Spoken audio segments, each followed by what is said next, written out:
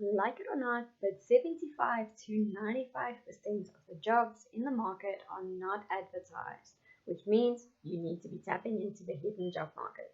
Today's video, I'm going to show you exactly how you can do that so you too can have access to those jobs in the hidden job market.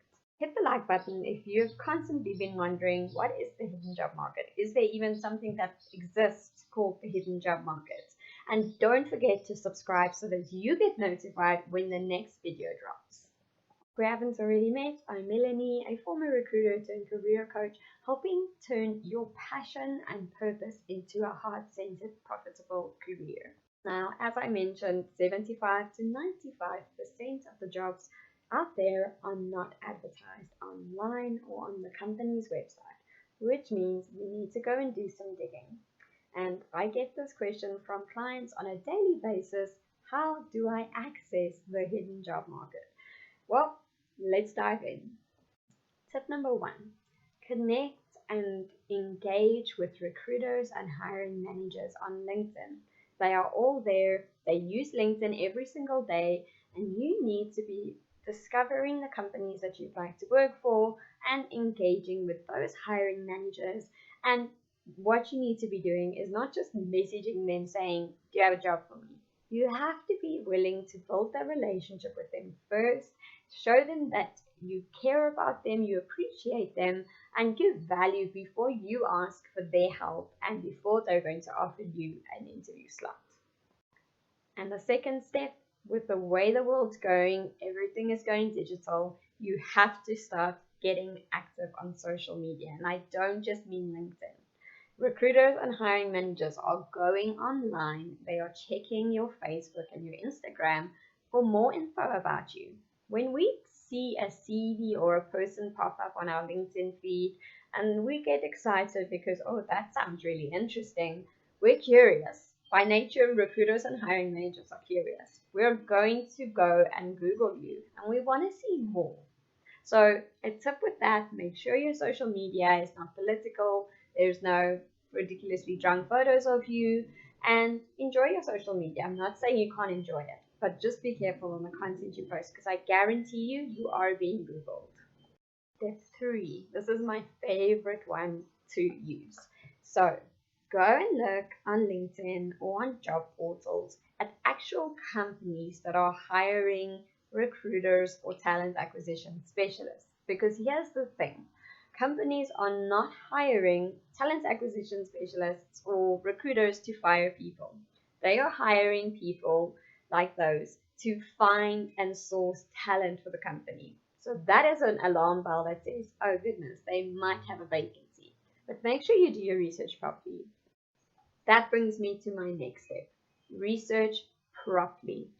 Go and look the company up. Don't just look at their LinkedIn page. Go and look at their website. Go and look at the kind of people that work there. Go and get as much information about the company that you can, so that you can have a point of reference when you are networking with the decision makers of the company. Because this is the frustrating thing. And when I was in recruitment, just getting a generalized message on LinkedIn like, "Hi, please send my CV to your network." It's so annoying. It really irritates us recruiters and hiring managers, and you're just not valuing that person. Even if you're desperate, first build that relationship. Make sure you've researched so that you can say to them, "Oh, I see you guys are working on this new project. I'd love to be involved in that. Could you tell me more?" That shows me that you're interested in my company and you actually care about wanting to work here. You're not just another chance taker that is going to be like, "I want to work for that company," or "I just need a job." Because for recruiters and hiring managers, it is important that the people that are coming to us are people that genuinely want to work for our company, that we're not just another pebble or a lily pad for them to jump onto to get to where they want to be.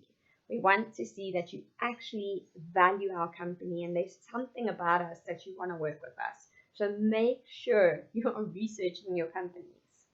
Another great tip that I'm going to suggest is go and subscribe to news alerts for companies that you want to work for. So say now you want to work for Apple. Go and set up a news alert for Apple so that you get notified when Apple launches a new product or Apple does something in the news and it's all over the news, so that you can be aware of it, because that is what you're going to speak to the hiring managers about. You're going to say, well done on winning this award, or this is so cool that you guys have launched this new iPhone. I'm really interested to hear more about it. That is building that relationship, that is showing them that you're interested, and it's really a great tip. A step that you could also take is tapping into your alumni, where you studied.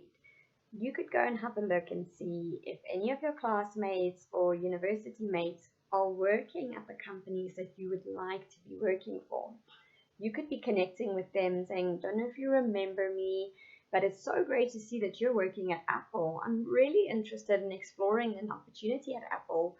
Could you tell me some more information about how you guys work? What is it like? What is the culture like? And show them that you appreciate their time and their engagement with you, and ask them some questions so you can get some more insight into what's happening at Apple. You don't know what that person knows. Ask them, do they know? Are you guys hiring at the moment? Who is the correct person that I should be speaking with? Because they have the insights, because they are on the inside. So you can leverage that. But again, show them appreciation. Show them that you value them. Don't just send them a message and say, do you guys have jobs? Can you pass my details on? First, build that relationship with them. And lastly, what I want you to do is go and make sure that your LinkedIn is showing personality. Make sure it's complementing your resume. Make sure it's telling the story further, because here's what happens very often. Recruiters or hiring managers will get your resume on their desk and they will briefly scan it, and then they will go to LinkedIn to get some more insight as to who you are, what work you've done, and how they can learn more about you. Your LinkedIn profile should not be copy and paste of your resume. It needs to complement your CV or your resume. So it needs to tell a different but further story, so enhance the story.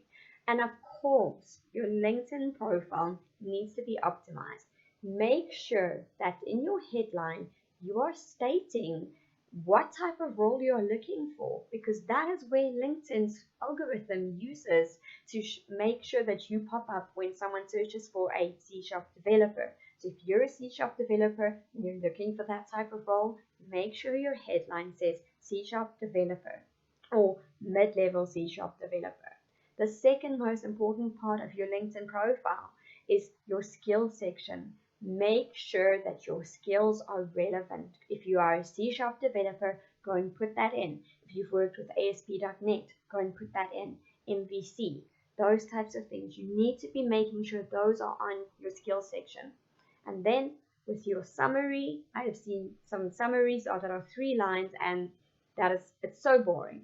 We want to see more. We want a story. So make sure you use the maximum amount of characters for your summary. That is your place to tell a story, to showcase who you are, to give out accomplishments that you've achieved. Maybe you saved your company money. Maybe you developed an award-winning app. Put that in there, because I guarantee you will get recruiters coming to you and saying, we want to interview you. Make sure your LinkedIn profile is optimized.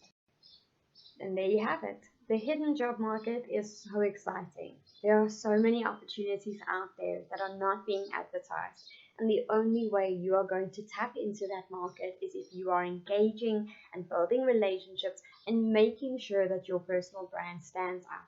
You basically need to swim against the stream, not swim with everyone else. And if you are thinking to yourself right now, well, there aren't jobs now, we're going into the Christmas season, consider this. Now is the best time for you to be looking. You have less competition, because a lot of people are thinking, I'm not going to look now. Companies have just been given their budgets for the new year. So they are starting to keep looking for people. They're looking for people to come into their radar. So you need to be showing up. Yes, I'm in agreement with you that you want to settle down and enjoy the holiday season, but don't completely lie down and not do anything. Lay down a solid foundation and framework, because if you only start in January 2021, it is already too late for you. So make sure that you are constantly building that solid framework, and you will start seeing results. I hope you have a great day.